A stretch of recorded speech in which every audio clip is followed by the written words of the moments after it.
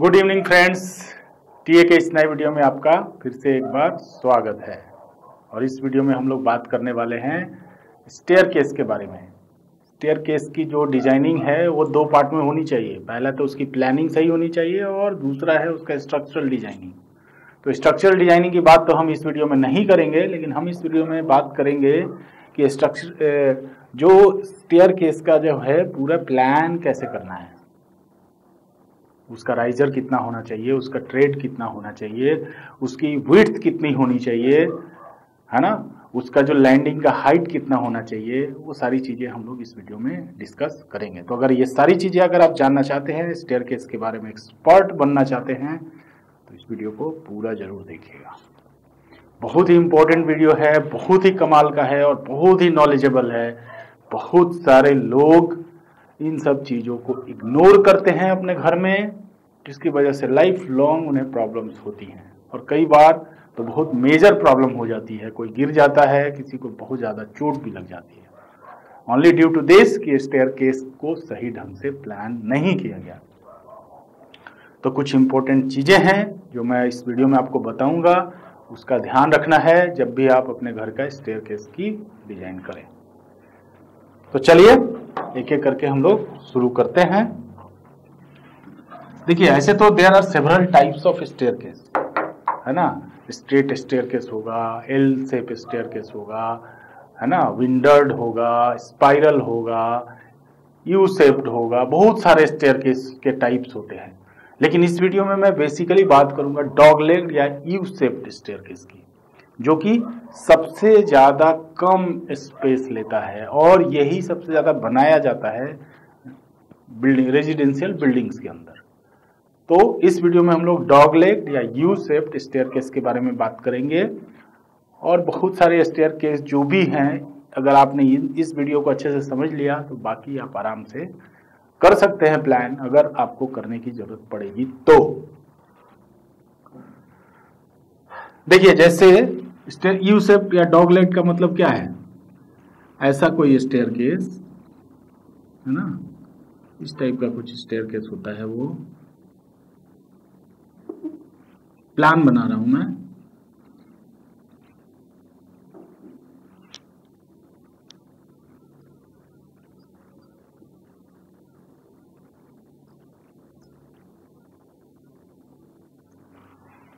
तो इसमें क्या होता है, यहां से आदमी चढ़ता है और ऐसे चढ़ के ऊपर पहुंच जाता है ना।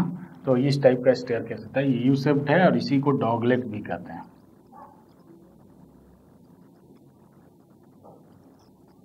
डॉग लेगेड और यू शेप्ड।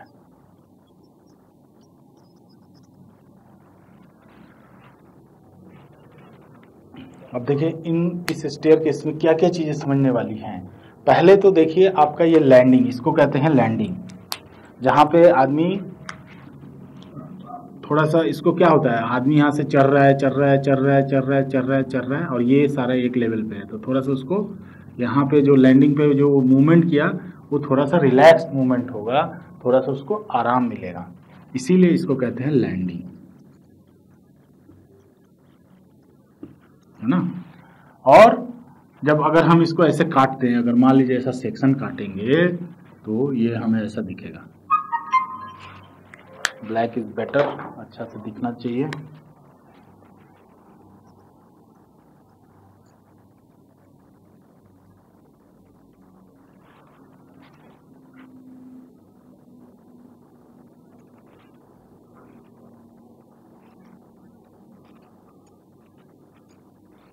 इस तरह से कुछ दिखेगा। This is your landing.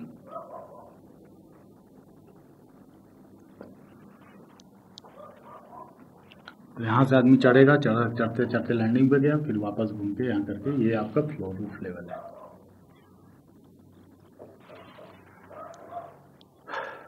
ठीक है। तो ये जो हाइट होती है ना, एक स्टेप की जो हाइट होती है, इसको कहते हैं राइजर। ठीक है। और ये जो विड्थ होता है ना, जहां पे हम पैर रखते हैं, इसको कहते हैं ट्रेड। ठीक है। तो इसके कंपोनेंट के बारे में हमने समझ लिया। हमारे स्टेयरकेस में 3 कंपोनेंट होते हैं, एक होता है राइजर, एक होता है ट्रेड और एक होता है लैंडिंग, है ना।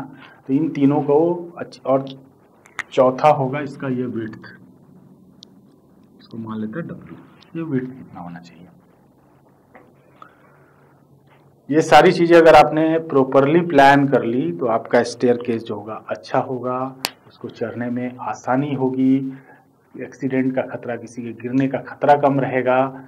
ये सारी चीजें हैं। अगर आपने ढंग से नहीं बनाई, वैसे तो मैंने ऐसे ऐसे खतरनाक स्टेयरकेस देखे हैं जो लोग बस छोटे से जगह में बना देते हैं। लेकिन ठीक है, बना तो देते हैं, लेकिन अगर पूरे लाइफ स्पान में अगर कोई भी उससे गिर गया, किसी का हाथ पैर टूट गया, तो वो पूरा जो बनाने का जो भी मकसद था वो बेकार हो गया। इसीलिए स्टेयरकेस बनाने में बहुत ही ज़्यादा ध्यान देना चाहिए और इसको बहुत ही ज़्यादा लोग इग्नोर करते हैं, जिसकी वजह से उन्हें बहुत ही दिक्कतों का सामना करना पड़ता है। बार बार चढ़ना उतरना ईजी नहीं रहता। कई बार तो मैंने देखा है कि स्टेयरकेस से नीचे लैंड कर रहे, उसके आगे उन्होंने हैंडपंप बना दिया है और वो स्टेयरकेस पूरा ऊपर से आसमान में खुला है और उसमें कई लोग गिर जाते हैं। पानी आती है, स्टेयरकेस गीला रहता है, पैर फिसलता है, हैंडपंप है। आप सोचो कि इस टाइप का सिचुएशन क्रिएट हो जाता है। मतलब ऐसे बना रहे हैं, पैसा तो आपका लग ही रहा है, थोड़ा ढंग से प्लान कर लोगे तो वही पैसे का इस्तेमाल सही हो जाएगा। अब जैसे जैसे ऑन साइट बैठ के प्लान करते हो तो ये सारी प्रॉब्लम्स आती हैं। ठीक है, तो अब स्टेयरकेस में क्या है, सबसे पहले तो हमें ये विड्थ है, विड्थ कितना रखना है, विड्थ रखना है, विड्थ जो है मिनिमम रखना है 900 mm या 0.9 मीटर और फीट में कहें तो 3 फीट। 3 फीट से कम 1-2 इंच रखना है तो रखिए, बट मैं नहीं रिकमेंड करता कि आप 3 फीट से कम रखें। इधन 3.3 फीट रखें या 3.6 फीट रखें, 3 फीट मिनिमम। अगर आपका जगह का कंस्टेंट है, अगर आप गांव में बना रहे हैं ना और आपके पास लैंड अवेलेबल है तो 3.6 फीट का बनाइए। लेकिन अगर आप महंगे जमीन पे बना रहे हैं, आपके पास लैंड का कंस्टेंट है, तो मिनिमम 3.6 फीट का आप विड्थ रखिए। तो ये तो पहला हो गया गाइडलाइन कि हमें विड्थ कितना रखना है, 3 फीट का, 3 फीट का विड्थ रखना है, इसमें कोई कॉम्प्रोमाइज नहीं करना। और दूसरा एक दो चीज और ध्यान रखना इसमें। कई बार मैंने देखा है कि लोग विड्थ तो दे देते हैं, मान लो विड्थ दे दिया 3 फीट और यहाँ लैंडिंग दे दिया 2.5 फीट, ये 2.5 फीट दे दिया। ये नहीं, आपकी थ्रू आउट जो भी विड्थ होगी, through out of the staircase जो विड्थ होगी वो होगी, अगर 3 फीट लिया है तो 3 फीट ही होगी। 3.5 लिया है तो ऐसा नहीं कि ये आपने चौड़ा बना दिया और ये छोटा बना दिया, फिर पर्पस ही सॉल्व नहीं हुआ आपका। अगर आपने इसकी विड्थ कम कर दी लैंडिंग की तो आप पूरे स्टेयरकेस की विड्थ कम कर लो, फिर फायदा क्या है। क्योंकि जो एक्सेस वे है, अगर 3 फीट का मेरा एक्सेस वे है तो 3 फीट का चारों तरफ मिलना चाहिए। ये तो वैसा ही हो गया कि हमने रोड बनाया, सब जगह रोड बनाया 20 फीट का, बीच में कहीं बना दिया 10 फीट का, तो हमारा इफेक्टिव रोड का जो विड्थ कितना हो गया, 10 फीट ही हो गया। ये बाकी इधर का वेस्टेज है और फालतू का वहां पे बॉटलनेक क्रिएट होगा, वहां पे जाम लगेगा। इसीलिए स्टेयरकेस में जितना आपका विड्थ है स्टेयरकेस का, उतना ही लैंडिंग का भी विड्थ होना चाहिए, वो कम नहीं होना चाहिए।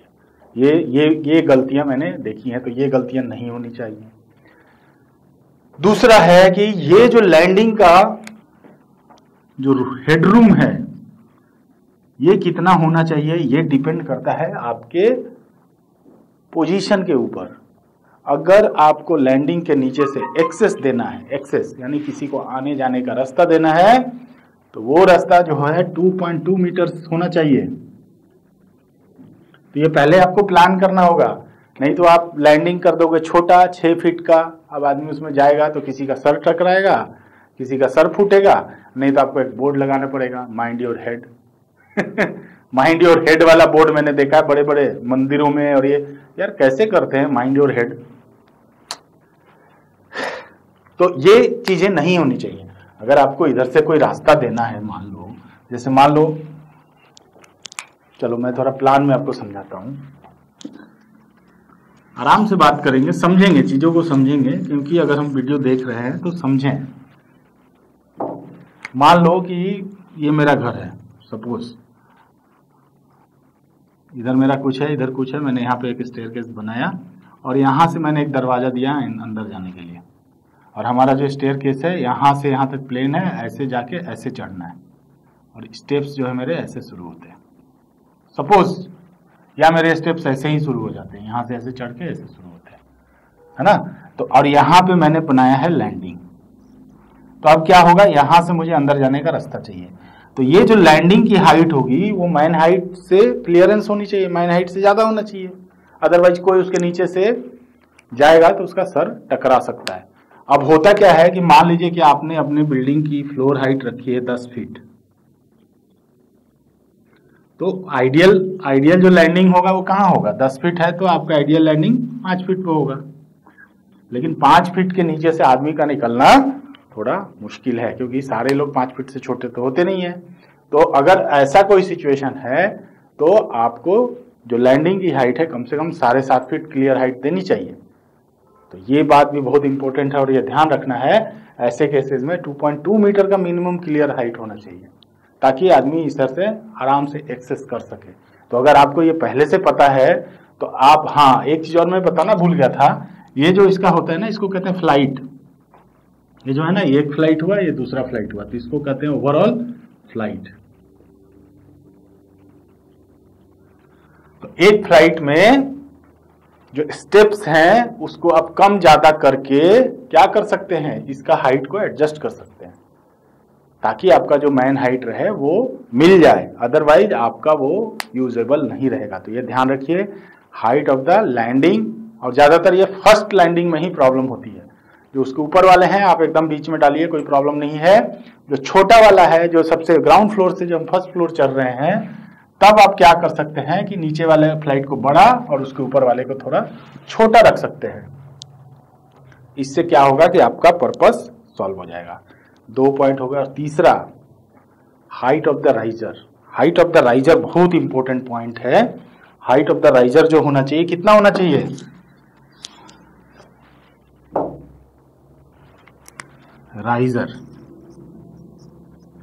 राइजर की हाइट जो होनी चाहिए वो होनी चाहिए 150 mm। ये होना चाहिए, ये सबसे आइडियल है ना, आइडियल है। अगर 150 mm में अगर आपने किया है तो सबसे बेस्ट है। लेकिन अगर किसी कारण से अगर 150 mm से ज्यादा देना पड़ रहा है तो मैक्सिमम जो होगा 190 mm। 150 को 6 इंच है ना, 190 जो है आपका 8 इंच से कम हो गया, लेस देन 8 इंच है ना। 8 इंच जो है करीब 200 mm होगा, तो 8 इंच से थोड़ा सा कम, तो रफली मान लीजिए कि 8 इंच। तो मैक्सिमम आप दे सकते हैं 8 इंच। 6 इंच सबसे बढ़िया होता है। 6 इंच अगर देंगे तो 6 और 8 के बीच में जो भी आपका एडजस्टमेंट होता है आप करिए, सबसे बेस्ट है। मेरा रिकमेंडेशन है 6 इंच दीजिए, सबसे बेस्ट रहता है। तो 6 इंच दीजिए। लेकिन जो गाइडलाइंस हैं वो भी मैं बता रहा हूँ, क्योंकि एकदम आप क्या हाइट रख रहे हो, कहाँ लैंडिंग रख रहे हो, बहुत सारे चीजों पे डिपेंड करेगा। इसलिए आप जो राइजर की हाइट 6 से 8 इंच के बीच में कुछ भी रखिए, आइडियल है 6 इंचेज। और उसके बाद जो हो गया, तो ये हाइट जो है आप लीजिएगा कितना, 6 इंच। और जो ट्रेड है, ट्रेड जो है मिनिमम होना चाहिए 10 इंच। 10 इंच मतलब 250 mm मिनिमम। और आइडियल है कितना, बढ़िया, सबसे बढ़िया 12 इंच। तो देखिए, आप अगर शौक से बढ़िया घर बना रहे हैं तो राइजर रखिए 6 इंचेज, ट्रेड रखिए 1 फीट या 12 इंच, और विड्थ ऑफ द स्टेयरकेस रखिए 3 फीट 6 इंचेज या 3 फीट 3 इंचेज। अगर आप बहुत शौक से प्यार से घर बना रहे हैं, आपके पास लैंड है, कोई कांस्टेंट नहीं है, तो इसी को फॉलो करिए। फर्स्ट फ्लाइट का जो क्लियरेंस रखिए वो आप रखिए 7.5 फीट। उस हिसाब से स्टेयरकेस को डिजाइन करना है। अब देखिए, अब इसमें गुना भाग है, वो भी मैं समझा ही देता हूँ थोड़ा सा। ऐसे इसमें कुछ इतना ज़्यादा करने को है नहीं। बेसिकली आपको ऑटोकैड में बैठना पड़ेगा, ऑटोकैड में बैठ के ये सब प्लान करेंगे तो बेटर है। इसका मैथमेटिक्स क्या है मैं समझा देता हूँ। देखिए, मैं मानता हूँ ये फ्लोर का और जो आपका ग्राउंड के बीच का जो हाइट है, दैट इज 10 फीट 6 इंचेज है ना, ये आइडियल हाइट है, इतना रहना चाहिए हाइट 10 फीट 6 इंचेज। ऐसे तो 9 फीट 6 इंचेज में भी काम हो जाएगा, लेकिन मैंने अभी यहाँ माना है 10 फीट 6 इंचेज। तो 10 फीट 6 इंचेज हाइट को मेंटेन करिए। अगर आपको बढ़िया मतलब एक्सेसिबल घर है तो इतना हाइट होता है। अब मैं ये भी मान के चल रहा हूं कि यहां से मेरे को पासेज चाहिए, वहां से आने जाने का जगह चाहिए। तो मेरे को क्लियरेंस मैं मानता हूं मिनिमम 6 इंच 7 फीट का क्लियरेंस चाहिए और 6 इंच का स्लैब। तो मेरा जो ये रहेगा वो जो टॉप ऑफ द लैंडिंग होगा वो होगा 7.5 फीट, 7 फीट 6 इंच। तो ऊपर कितना बच गया? ऊपर बच गया हमारा 3 फीट, है ना। नीचे 7 फीट 6 इंच हो गया तो ऊपर 3 फीट बच गया। अब हमें निकालना है कि नीचे वाले में कितने राइजर ट्रेड आएंगे, ऊपर में कितने राइजर ट्रेड आएंगे। तो फर्स्ट फ्लाइट के लिए इसको हम कहेंगे फ्लाइट नंबर 1, इसको कहेंगे फ्लाइट नंबर 2। और ये हमेशा याद रखिए कि पूरे through out the staircase riser और ट्रेड चेंज नहीं होंगे। Through out the staircase riser और ट्रेड चेंज नहीं होंगे। एक बार जो साइज आपने डिसाइड कर लिया वो थ्रू आउट द बिल्डिंग वही प्रोवाइड करना है, नहीं तो क्या होगा कि एक्सीडेंट होने का खतरा रहता है।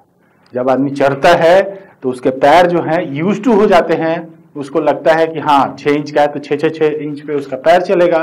अगर अचानक से 7 इंच हो गया या 5 इंच हो गया तो वो गिर सकता है। ये सब बारीकी है इंजीनियरिंग की, ये सब नॉलेज होना चाहिए कि क्यों है ना। और जो फ्लाइट है, एक फ्लाइट में 12 स्टेप से कम नहीं होना, ज्यादा नहीं होना चाहिए। मैक्सिमम 12 स्टेप एक फ्लाइट में, maximum flight maximum step in one flight 12 numbers. तो आपको ये नंबर्स भी फिक्स किए गए हैं कि 12 से ज्यादा, 12 बार चढ़ने के बाद इंसान को थोड़ा सा रेस्ट चाहिए, तो आपको वहां पे लैंडिंग देना पड़ेगा। तो ये सारी चीजें क्राइटेरिया को ध्यान में रखते हुए हम लोग इसको एक बार देखते हैं डिजाइन करके कि क्या कर सकते हैं हम। तो for first flight, for flight number 1, है ना, हाइट कितनी है, नंबर ऑफ राइजर कितना आएगा,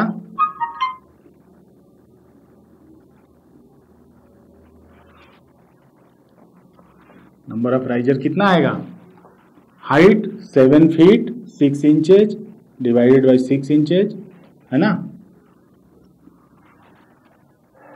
तो ऐसा लिख सकते हैं 7.5 फीट लिख सकते हैं बटा 0.5 फीट यानी 15।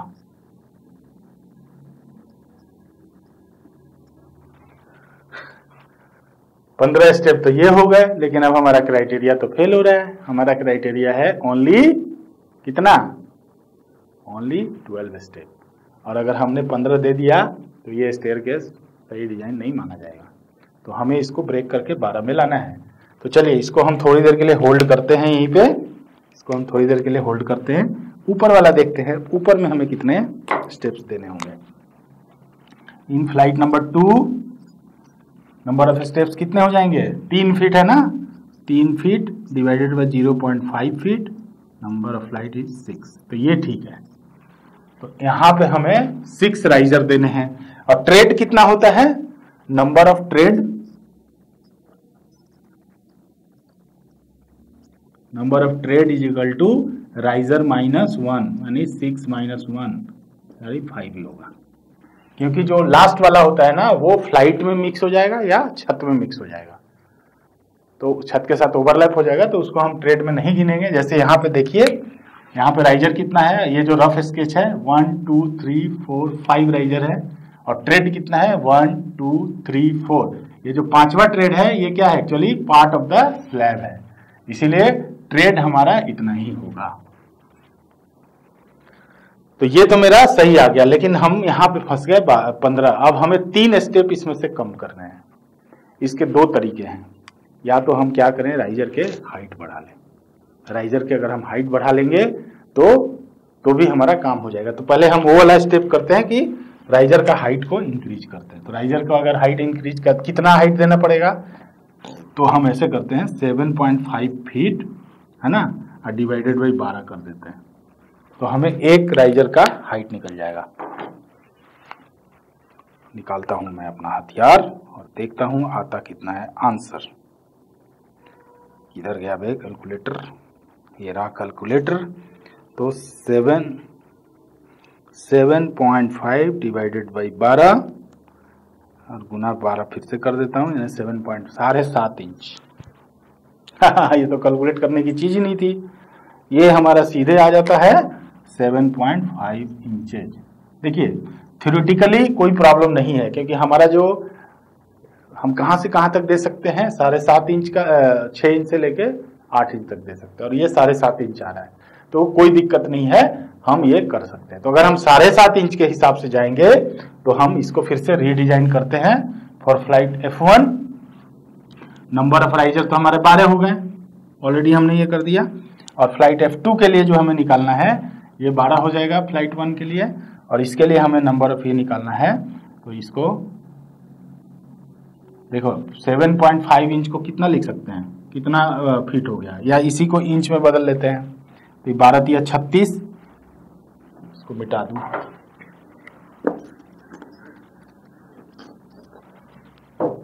तीन फीट है ना, 3 फीट को 36 इंच लिखते हैं डिवाइड बाई 7.5। तो 36 इंच डिवाइड बाई 7.5 कितने होंगे, 36 डिवाइडेड बाई 7.5 इट बिकम्स 4.8। ये आता है 4.8। तो इसको एडजस्ट करना पड़ेगा 5 के अंदर, 5 स्टेप्स। तो 5 राइजर आएगा और 4 ट्रेड आएगा। तो अगर हमने राइजर की हाइट को बढ़ा दी तो हम इस तरह से डिजाइन करेंगे, लेकिन मैं रिकमेंड नहीं करता कि 6 इंच से ज्यादा देना है राइजर। तो हमें क्या करना पड़ेगा, एक फ्लाइट बढ़ाना पड़ेगा, एक छोटा फ्लाइट 3 स्टेप का हम दे देंगे। तो देखिए कैसे करते हैं इसको।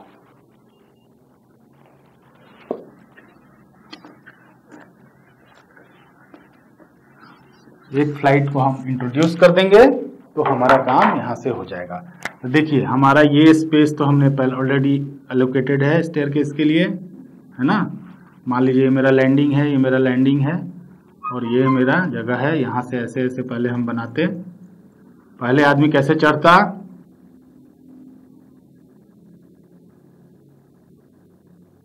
पहले मेरा प्लान था कि स्टेप्स यहाँ से शुरू होंगे ऐसे। अब मैंने क्या किया कि एक फ्लाइट और बढ़ा दी, तो मैंने एक लैंडिंग इसको इंट्रोड्यूस किया और 3 स्टेप यहाँ बना दिए, 1 2 3 4 यहाँ बना दिए, और फिर यहाँ से ऐसे चढ़ गया। तो मैं पहले यहाँ से अंदर आया, 1 2 3 चौथे पे चढ़ा, फिर घूम के ऊपर आ गया। तो यहाँ 4 स्टेप हो गए। तो अब यहाँ मेरा जो 15 आ रहा था, 15 में से 4 गया तो सिर्फ 11 बचेंगे, और फिर ऊपर हम अकॉर्डिंगली चले जाएंगे। तो हमें इन सब चीज़ों को एडजस्ट करने आना चाहिए। मेरे पास कई सारे तरीके हैं। अगर हमारे पास कंस्टेंट हो कि हम फ्लाइट नहीं बढ़ा सकते, हमको इधर से आगे जाना है, रास्ता है, इन दैट केस हमें हाइट बढ़ानी पड़ेगी, है ना। कुछ ना कुछ उपाय अपना इंजीनियरिंग दिमाग लगाना पड़ेगा, तभी जाके हम प्रॉपर स्टेयरकेस को डिजाइन कर सकते हैं। तो प्रॉपर स्टेयरकेस को आप ऑटोकैड पे स्केल पे जरूर बना के देखिए और उसको ढंग से डिजाइन करिए, अदरवाइज वो लाइफ लॉन्ग प्रॉब्लम देता रहेगा और फिर झेलना तो आप ही को पड़ेगा। तो ये थी स्टेयरकेस के डिजाइन करने में, प्लान करने में कुछ इंपॉर्टेंट चीजें, जो ऑब्वियसली मुझे पूरी उम्मीद है कि आपको अच्छा लगा होगा। और अच्छा लगा है तो क्या करना है, वीडियो को लाइक करिए और अपने किसी भी दोस्त बंधु जो भी घर बना रहे हैं उनको ये शेयर करिए, ताकि उनको नॉलेज बढ़े, पता चले कि स्टेयरकेस बनाने में किन किन चीज़ों का ध्यान रखना है। और अगर आप गलती से आए हैं तो चैनल को सब्सक्राइब कर लीजिए, ताकि अगले वीडियो जब भी मैं डालूं आपको नोटिफिकेशन चला जाए। तो मिलते हैं ऐसे ही किसी वीडियो में, तब तक के लिए बाय बाय।